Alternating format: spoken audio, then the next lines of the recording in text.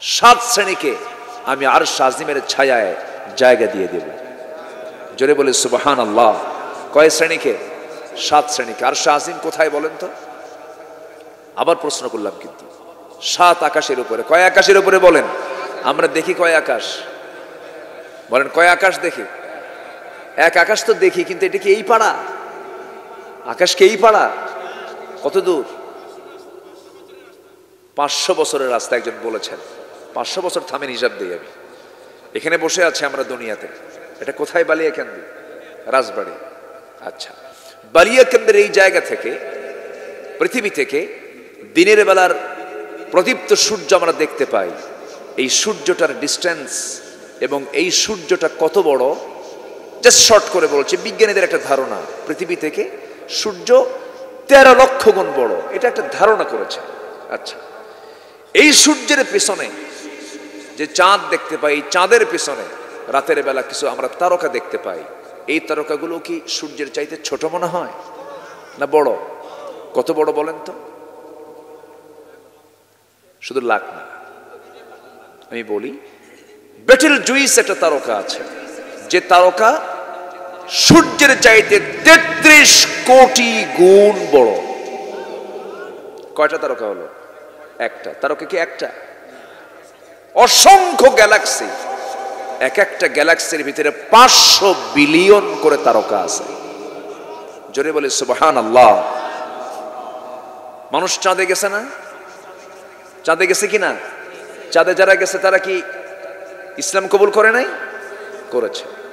ওখানে একটা আওয়াজ শুনেছে, আল্লাহু আকবার, আর দেখতে পেয়েছে চাঁদের মাঝখানে ফাটা চিহ্ন, কালেমা পড়ে মুসলমান হয়ে গেছে। মানুষ মঙ্গল গ্রহে গেছে।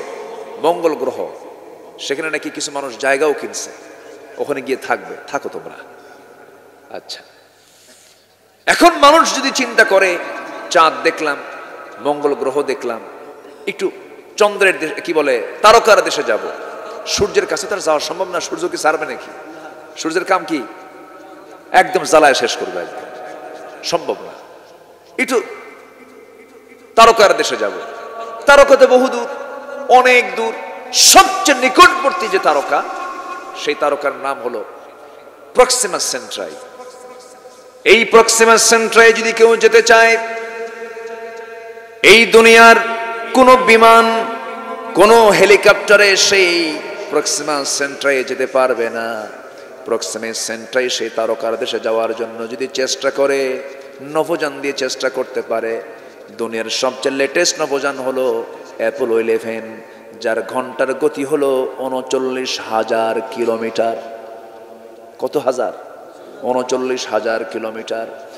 39,000 কিলোমিটারের বেগে যদি কোনো বান্দা রওনা দিয়ে দেয়, ওই তারকা, পৃথিবীর সবচেয়ে নিকটবর্তী তারকা প্রক্সিমা সেন্ট্রাই যেতে তার সময় লেগে যাবে 1,15,000 বছর মাত্র। যাবেন কারা কারা? হাত তোলেন। সম্ভব? বাঁচবেন কয়দিন? যাবেন কোন দিন? ব্রেন তো অকেজো হয়ে যাবে, আর পারবো না আমরা। ও আল্লাহ, তুমি কত বড় মহান। সেই বিশাল মহাশূন্যের মাঝে একটা পৃথিবী, ছোট্ট একটা জায়গা, আর সেই পৃথিবী নামক একটা জায়গার ছোট্ট একটা ভূখণ্ডের একটু রাষ্ট্রপ্রধান হইলে পরে বোঝায় আমি কি হয়ে গেছি? কিছুই হও নাই। ঠিক কিনা? তুমি কিছু হইছো? কিছুই হও নাই। আমার বন্ধুগণ, অথচ আল্লাহ রাব্বুল আলামিন বলছেন, বান্দা 7টা শ্রেণীর অন্তর্ভুক্ত হয়ে যা, আমি তোকে আরশ আজিমের জায়গা, ছায়ায় জায়গা দিয়ে দেব। যেরকম সুবহানাল্লাহ। 1 নম্বর হলো ইমামুন আদিলুন, ন্যায় বিচারপতি যারা, ন্যায় বিচার যারা করবে। আমাকে আজকে একজন মঞ্চ ওঠার সময় বলেছেন, হুজুর ন্যায় বিচার নিয়ে একটু কথা বলবেন, একটু টাচ দেব। আমি জোরে বলি ইনশাআল্লাহ। আবার আরেকজন বলছে, হুজুর সমস্যা কি? হুজুর একটু বউ শাশুড়ি নিয়ে ওয়াজ করবেন। বউ শাশুড়ি খুব সমস্যায় আছে, বুঝলেন না? মানে এক একজনের তো এক একটা প্রয়োজন হয়। ইসলামে সব ফয়সালা আছে না নাই? বলে আছে না নাই? বউ শাশুড়ির যুদ্ধ হয় না এলাকায়? মনে হয় না? লাগে লাগে লাগে লাগে। দোষ কার? দেখছেন বউয়ের? বলেন কার দোষ? বউ যে বলতেছেন বাড়িতে যেতে হবে না, আবার বউ শাশুড়ির টানা পোড়েন একটা আছে, কিন্তু এটা শুধু মানে ইলমের ঘাটতির কারণে, জ্ঞানের ঘাটতির কারণে হয়।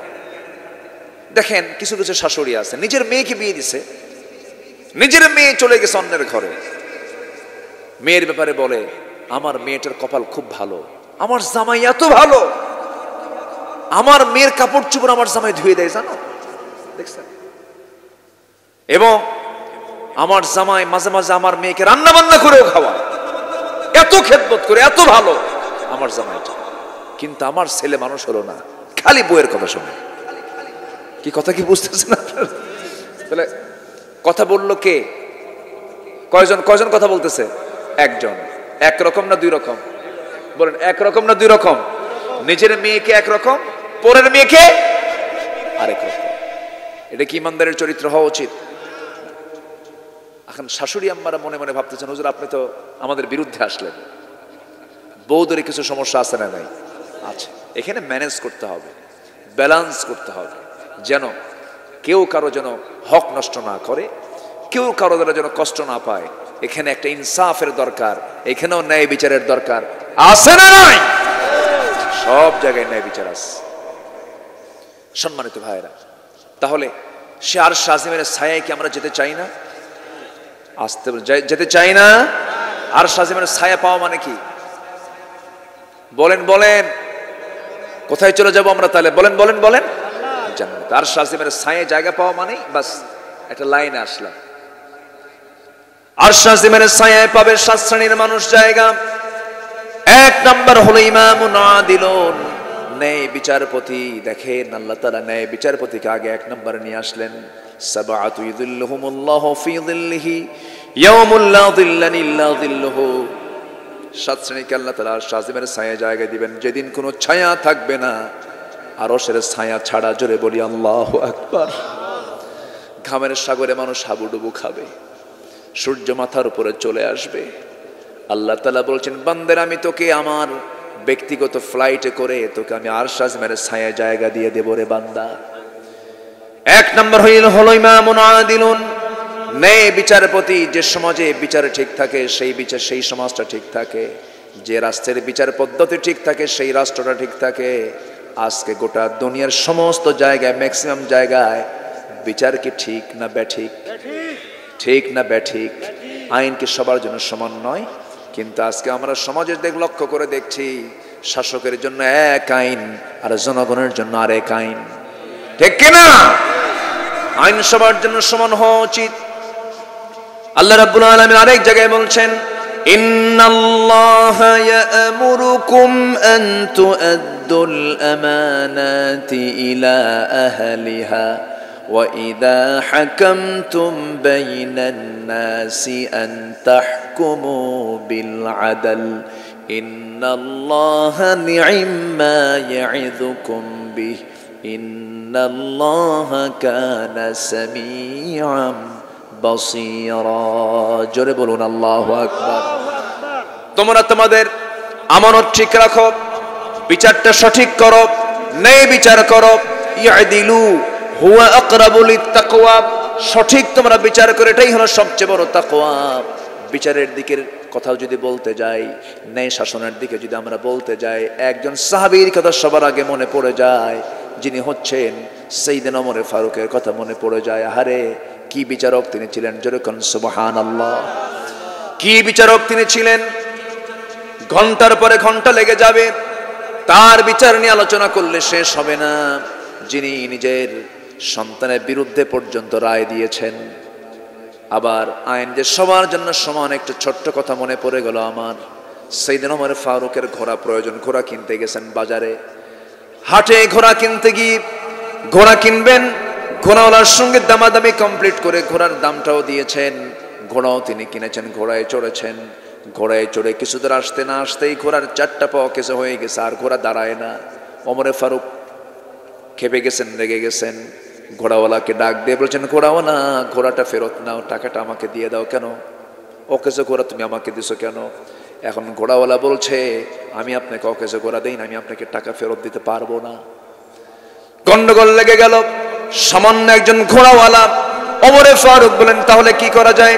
ঘোড়াওয়ালা বলতেছে, চলুন আমরা আদালতে যাই, বিচারের মানদণ্ডে বিচার হয়ে যাবে। চিন্তা করুন আইনটা কেমন সেই সমাজে ছিল। একজন অর্ধ পৃথিবীর শাসনকর্তার সামান্য ঘোড়াওয়ালার সঙ্গে পারলেন না, দুজন মিলে তাহলে আদালতের শরণাপন্ন হলেন। আদালতের রুমের মধ্যে যখন ঢুকলেন, এজলাসে ঢুকলেন, ভিতরে ঢোকা মাত্রই বিচারপতির চেয়ার থেকে বিচারপতি দাঁড়ায় সালাম দিয়ে বলছে, আমিরুল মুমিনিন আপনি এই জায়গায় কেন, কি হয়েছে আপনার? তিনি বলছেন, ঘোড়া একটা কিনছি, অকেজো ঘোড়া দিয়েছে, সে আমাকে টাকা ফেরত দেয় না, ঘোড়াও নেয় না, শেষমেশ সে আমাকে আদালত পর্যন্ত নিয়ে আসছে, আপনি একটা বিচার করে দেন, রায় দিয়ে দেন, আপনি যে রায়টা দিবেন সেটা আমার রায়। সেই বিচারপতির নাম হলো কাজী সুরাই ইবনুল হারিস আল কিন্দি রাহমাতুল্লাহ আলাইহি। এবার তিনি রায় দিতে নিয়ে বলতেছেন, ও খলিফাতুল মুসলিমিন, আমি আপনার মুখ থেকে শুধু শুনবো না, ঘোড়াওয়ালার কাছ থেকেও শুনবো। ঘোড়াওয়ালার কাছ থেকেও তিনি শুনলেন। দুজনের মুখ থেকে শোনার পরে এবার কাজী সুরাই বলতেছেন, আমিরুল মুমিনিন বিচার আমাকে সঠিকই করতে হবে, কারণ এটাই তাকওয়ার পথ। আজকের বিচারের রায়টা সম্পূর্ণ আপনি খলিফা আপনার বিরুদ্ধে চলে যাবে। আল্লাহু আকবার বলবেন না? আপনার বিরুদ্ধে রায় চলে যাবে। খলিফা ওমর ফারুক বলেন, আমাকে একটু বুঝায় দেন। এবার কাজী সুরাই বলতেছেন, আপনি যেই জায়গায় দাঁড়ায় আছেন, বসে আছেন, আপনি সুস্থ হয়ে আমার সঙ্গে কথা বলছেন, কিছুক্ষণ পর আপনি বেঁচে থাকবেন তার গ্যারান্টি কি? আপনি সুস্থ থাকবেন তার গ্যারান্টি কি? গ্যারান্টি তো নাই। আমি কাজী সুরাই সুস্থ থাকবো, আমি ভালো থাকবো, তার গ্যারান্টি আমিও দিতে পারবো না। আপনার সঙ্গে লেনদেন ক্লিয়ার হয়ে গেছে, কেনা বেচা হয়ে গেছে, পণ্য বুঝে নিয়েছেন, ঘোড়া বুঝে নিয়েছেন, টাকাও বুঝে দিয়েছেন, সব লেনদেন ক্লিয়ার। আপনার মালিকানায় যাওয়ার পর ঘোড়াটা নষ্ট হয়েছে, ঘোড়াটা অকেজো হয়ে গেছে, অসুস্থ হয়ে পড়েছে, এই দায় ঘোড়াওয়ালার কখনো নিতে হবে না, আপনাকে এই দায়টা নিতে হবে। ওমরে ফারুক মুস্কি মুস্কি হাসি মেরে আদালত চত্বর থেকে বের হয়ে আসলেন।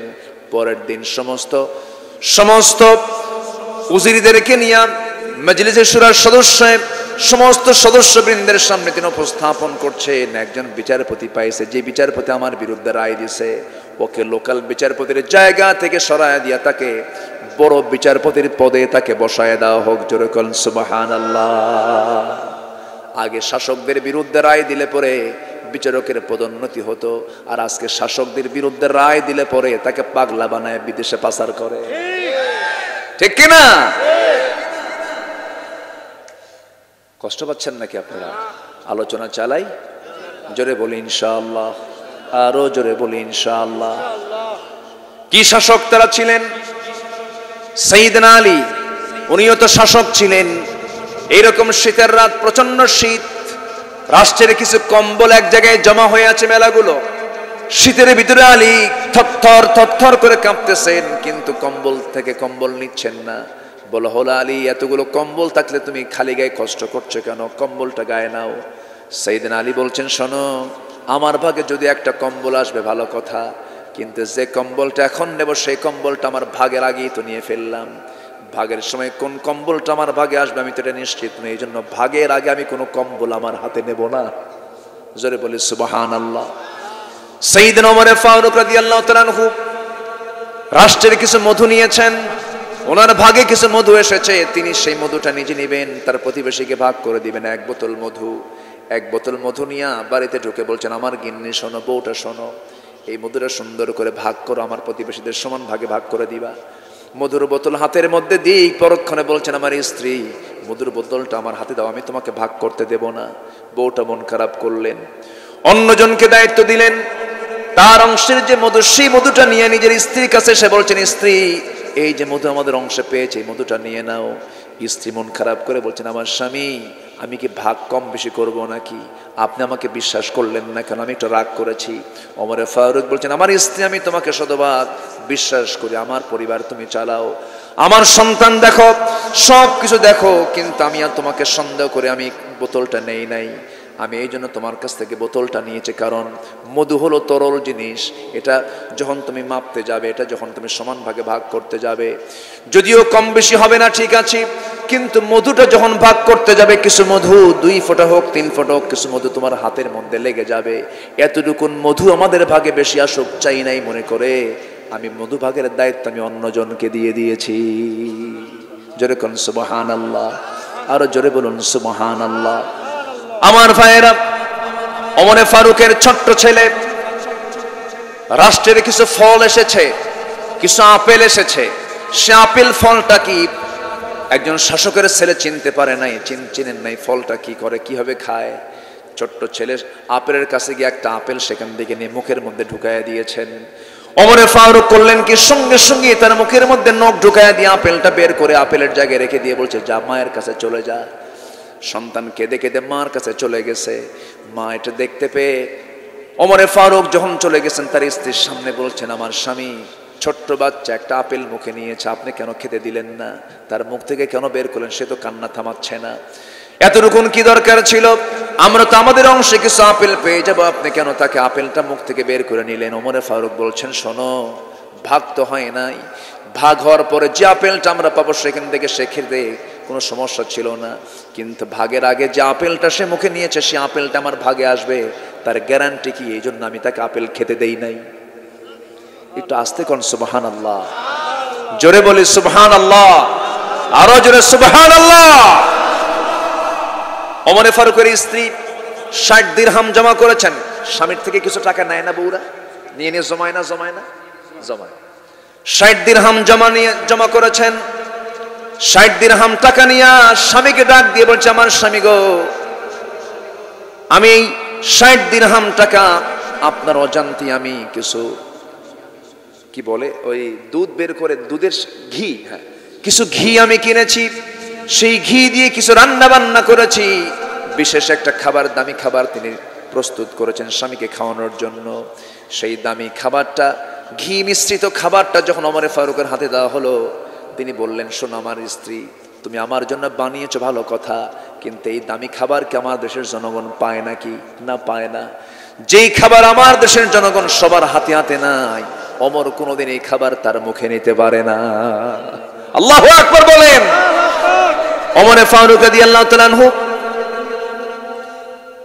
কোন এক প্রদেশের গভর্নর তার সামনে এসেছে, এসে বলতেছে, আমিরুল মুমিনিন, আপনার জন্য কিছু খাবার, দামি খাবার নিয়ে এসেছি। এই খাবারটা খুব এক্সপেন্সিভ খাবার, খুব দামি খাবার, আপনার জন্য এনেছি, আপনি এটা খান। টিফিন ক্যারিয়ার খুলে যখন দামি খাবার দেখতে পেলেন, ওমরে ফারুক বলছেন, ও প্রদেশি গভর্নর, তোমার এলাকার জনগণকে এই খাবার সবাই খায় নাকি? না।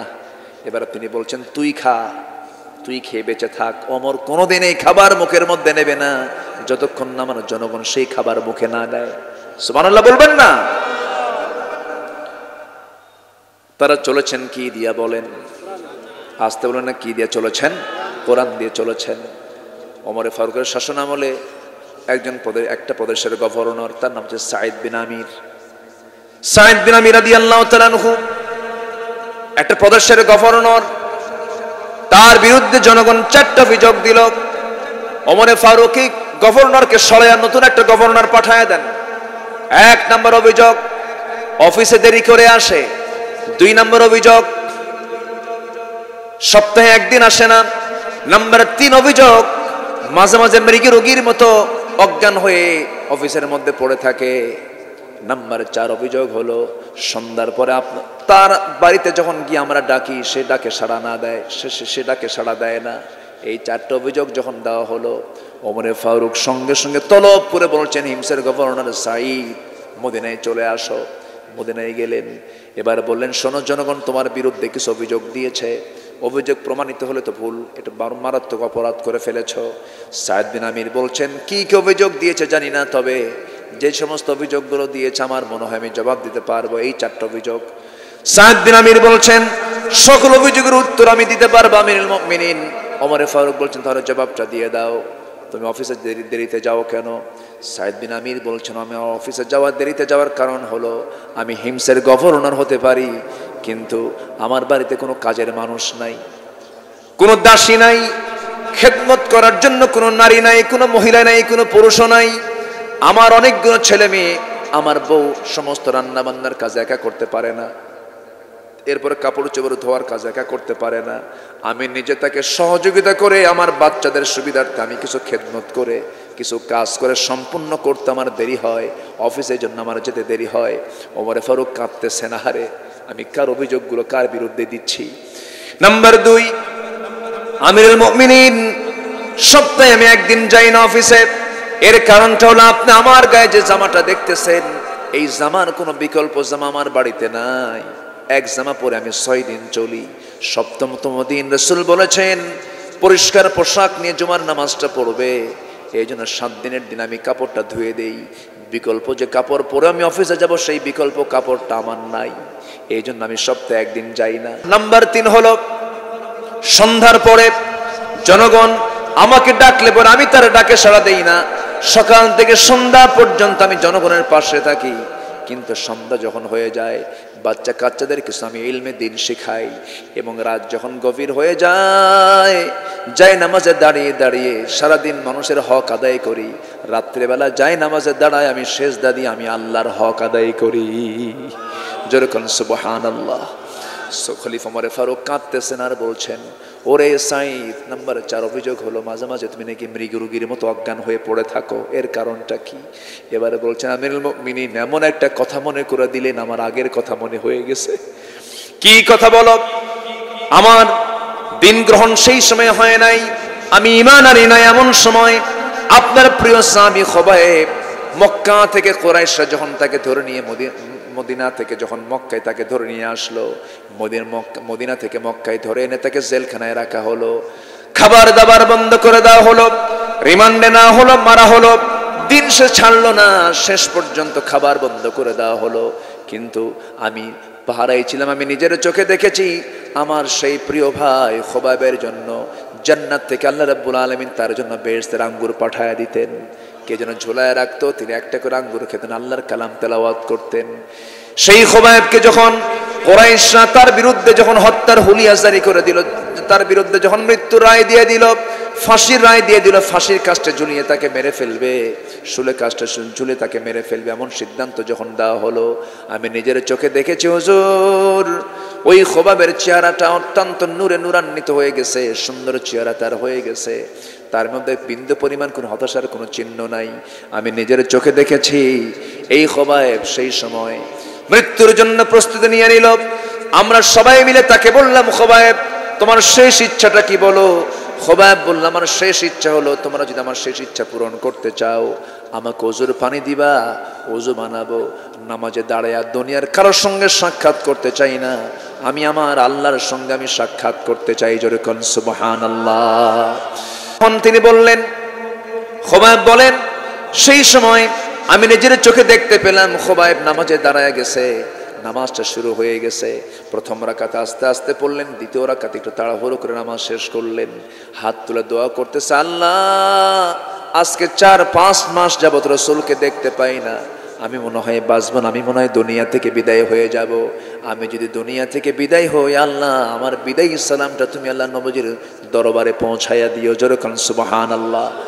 খুবাইব এই দোয়া করেই দৌড় মেরে মেরে ফাঁসি কাস্টের দিকে চলে গেলেন, শুলে কাস্টের দিকে দৌড় মেরে মেরে যাচ্ছেন। পিছন থেকে বলে, খুবাইব তুমি কি পাগল হয়ে গেছো নাকি? কেউ কি মরার জন্য দৌড়ায় নাকি?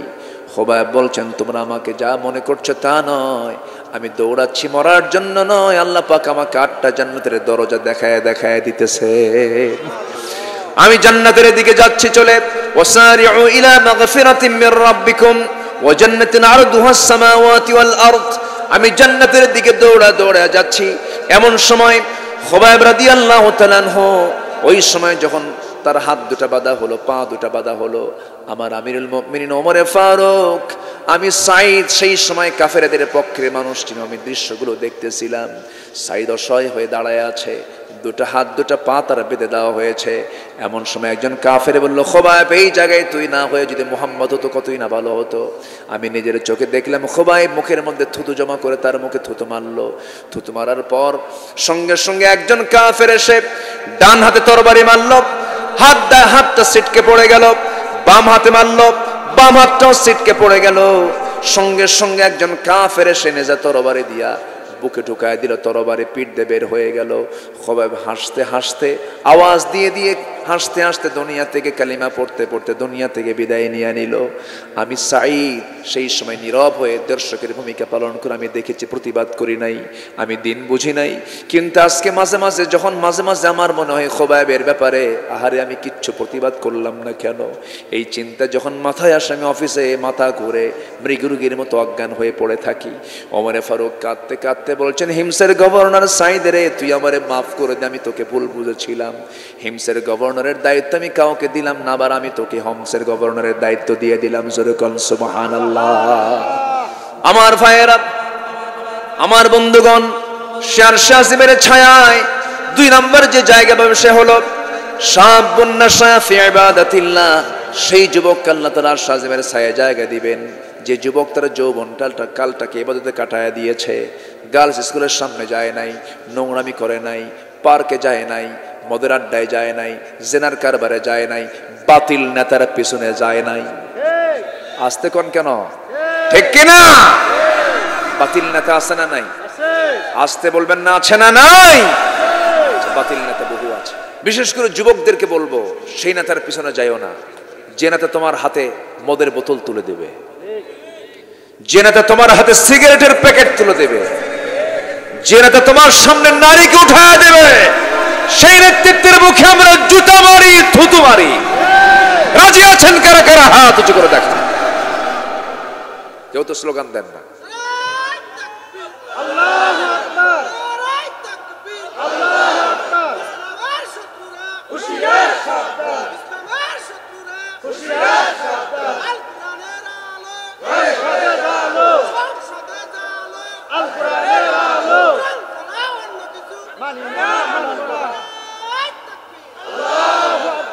আল্লাহ কবুল করুন, জোরে বলি আমিন, আরো জোরে আমিন।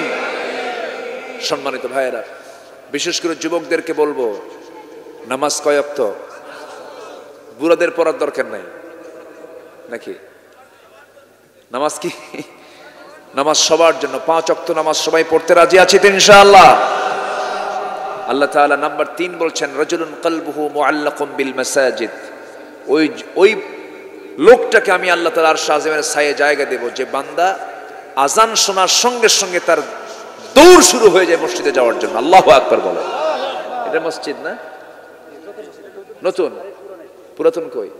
এখানে 2টা মসজিদ। ওটা ভেঙ্গে ফেলবেন মসজিদ? মসজিদ ভাঙবেন? ও সংস্কার, অনেক আগের মসজিদ, ভাঙ্গার পরই তো গড়া, তাই না? না ভাঙলে কি গড়া যায়? ভাঙ্গা গড়াই তো এটা। তো এটা সংস্কারের জন্য এখানে নতুন করা হয়েছে, বলি আলহামদুলিল্লাহ। কিন্তু প্রাচীর কই? এখানে প্রাচীর নাই তো, প্রাচীর নাই, জানালা নাই, ছাদ হইছে? ছাদও নাই। আচ্ছা, হবে ইনশাআল্লাহ। জোরে বলি ইনশাআল্লাহ, জোরে বলি ইনশাআল্লাহ। শুধু এতটুকু বলবো যে মসজিদ বানানোর জন্য একটা ইট দেবে, ইট, একটা ইটও যদি কেউ দেয়, আল্লাহ তাআলা তাকে জান্নাতে একটা ঘর বানায় দিবেন। যে দুনিয়াতে আল্লাহর ঘর বানাবে, আল্লাহ তাকে জান্নাতে কি বানাবেন? ঘর বানায় দিবেন। এই কাজ সবাই করতে পারে না। একটু পরে আসি, আমি একটু আলোচনাটা একটু আগায় নেই। কারো কোনো কষ্ট হচ্ছে না তো আপনাদের? বলি ইনশাআল্লাহ। সম্মানিত ভাইয়েরা, কি যেন বলতেছিলাম?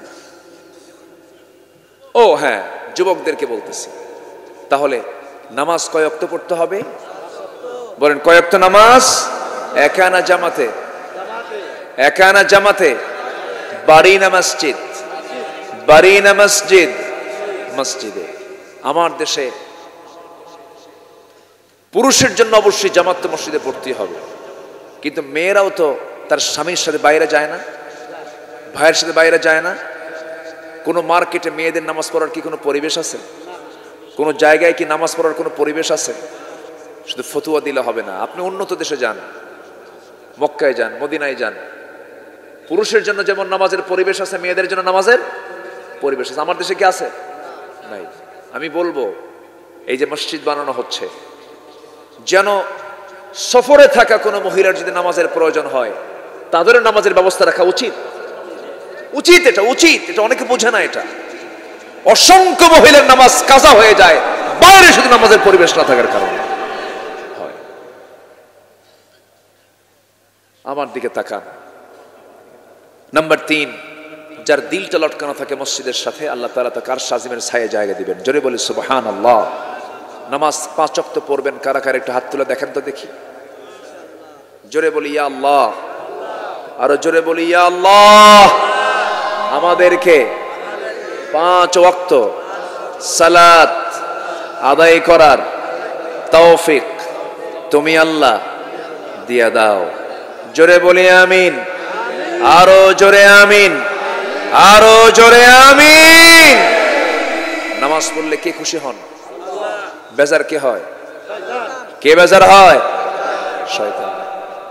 আমার দেশে নামাজি বেশি না বেনামাজি বেশি? দাড়িওয়ালা বেশি না দাড়ি ছাড়া বেশি?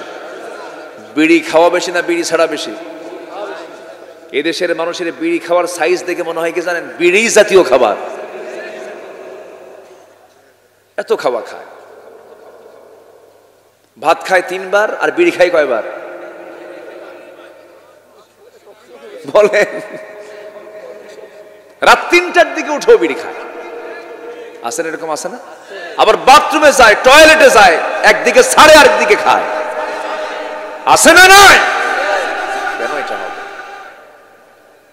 উম্মতে মুহাম্মাদি তো এগুলো হওয়ার কথা না। উম্মতে মুহাম্মাদের মুখটা থাকবে পরিচ্ছন্ন। উম্মতে মুহাম্মাদের মুখে কোনো দুর্গন্ধ থাকতে পারে না। আমার নবীর পকেটে থাকতো 3টা জিনিস সব সময়ের জন্য, মিসওয়াক, আরেকটা হচ্ছে আতর, আরেকটা হচ্ছে চিরুনি। চিরুনি বলেন কি? চিরুনি। রাসূলের চুল ছিল ছোট না বড়? বলেন বলেন।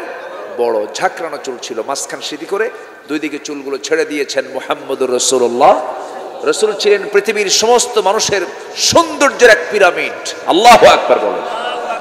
এমন কোন সৌন্দর্য নাই যা তার মধ্যে ছিল না।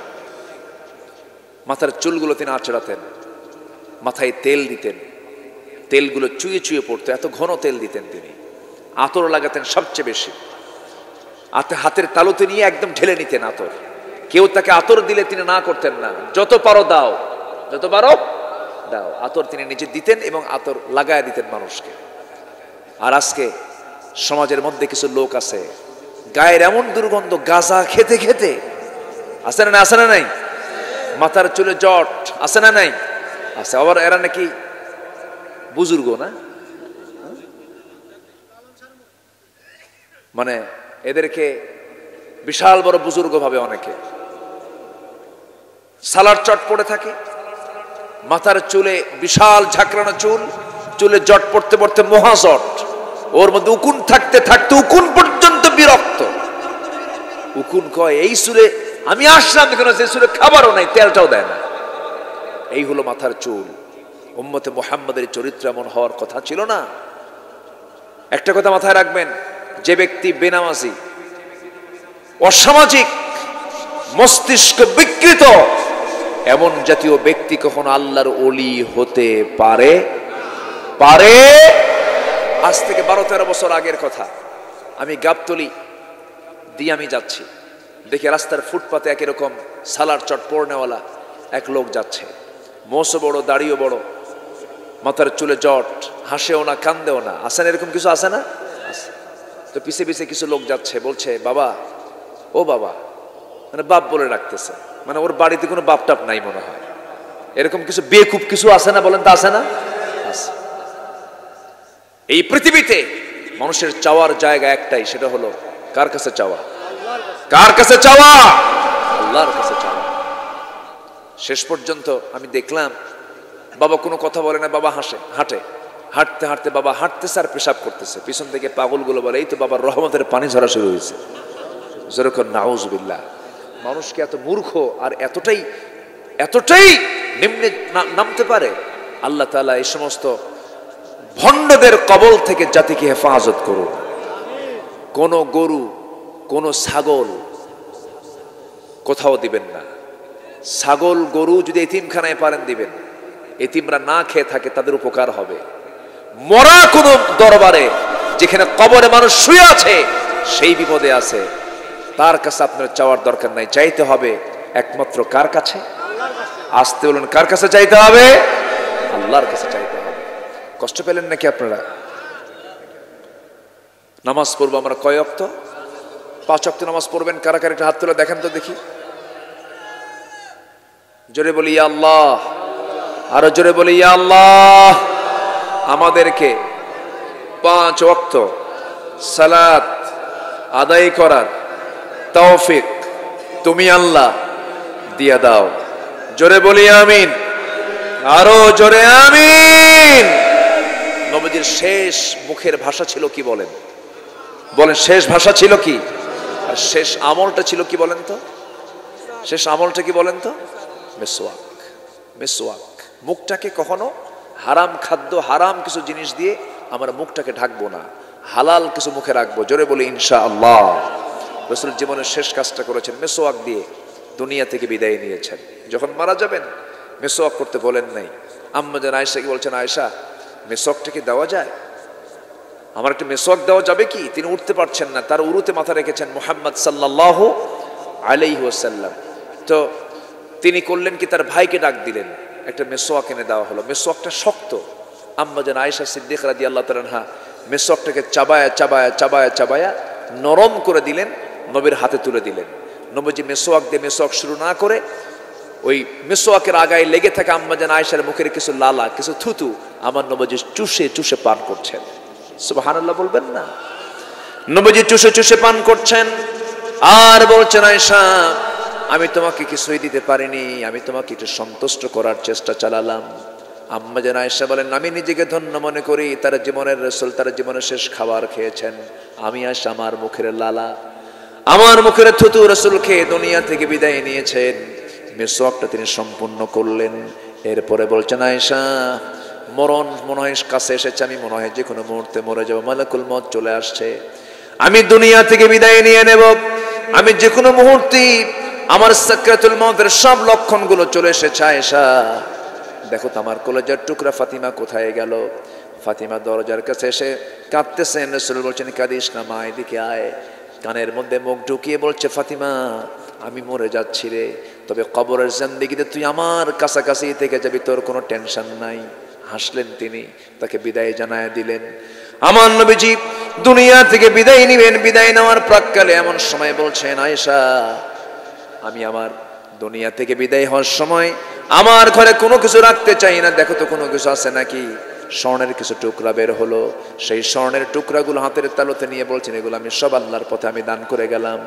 রাসূল দুনিয়া থেকে বিদায় নেওয়ার সময় বলছেন, আয়েশা আমার উম্মতকে একটা মেসেজ দিয়ে দিবে, আমার উম্মতরা যেন 5 ওয়াক্ত নামাজ যেন কখনো না ছেড়ে দেয়। জোরে বলি সুবহানাল্লাহ।